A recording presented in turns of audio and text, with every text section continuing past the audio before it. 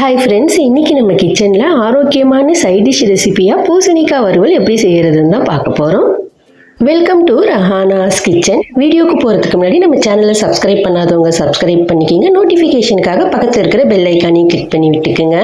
அதுக்கு 1/4 கிலோ போல் பரங்கிக்காய் எடுத்துருக்கங்க. நடுவில் இருக்கிற விதைகள் எல்லாம் நீக்கி விட்டு பின்னாடி இருக்கிற ஸ்கின்னையும் எடுத்து விட்டுக்கலாம்.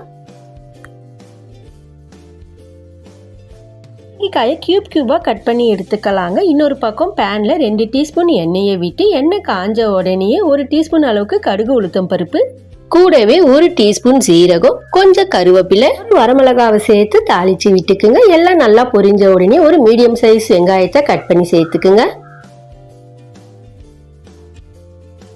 வெங்காயம் சீக்கிரம் வதங்குறதுக்கு கொஞ்சமாக உப்பு சேர்த்துருக்கேன். ஜஸ்ட் வெங்காயம் சாஃப்ட் ஆனால் போதுங்க, வதக்கி விட்டுக்குங்க. அடுத்து 2 பச்சை மிளகாய் சேர்த்துருக்கேன். நீங்கள் உங்கள் காரத்திற்கு ஏற்ற மாதிரி பச்சை மிளகாய் கூட்டவோ குறைக்கவோ சேர்த்து வதக்கி விட்டுக்குங்க.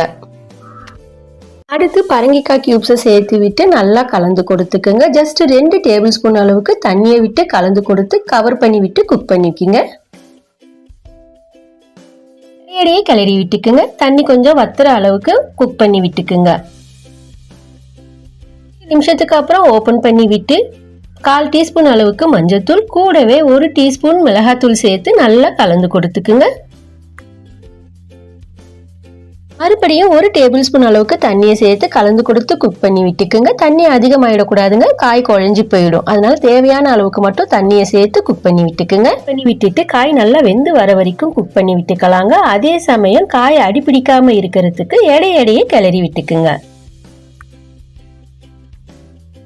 இல்லை காய்க்கு தேவையான அளவுக்கு உப்பு சேர்த்து விட்டுக்குங்க. சில நிமிடங்களுக்கு அப்புறம் ஓபன் பண்ணி பாருங்க. காயும் வெந்து தண்ணியும் நல்லா வத்தி வந்திருக்கு பாருங்க. சில நொடிகளுக்கு பெரட்டி விட்டுட்டு கடைசியா கொத்தமல்லி தழையை தூவி விட்டு அடுப்பை ஆஃப் பண்ணி விட்டுக்குங்க. பூசணிக்காய் வறுவல் சூப்பரா ரெடி ஆயிடுச்சுங்க. அதிக நார் சத்து நிறைந்த கண்களுக்கும் நன்மைகள் தரக்கூடிய இந்த பூசணிக்காவை அடிக்கடி உணவுல சேர்த்துக்குங்க. இந்த வீடியோ உங்களுக்கு பிடிச்சிருந்தா லைக் பண்ணுங்க. பக்கத்துல இருக்கிற ஹைப் பட்டனை கிளிக் பண்ணி சப்போர்ட் பண்ணுங்க.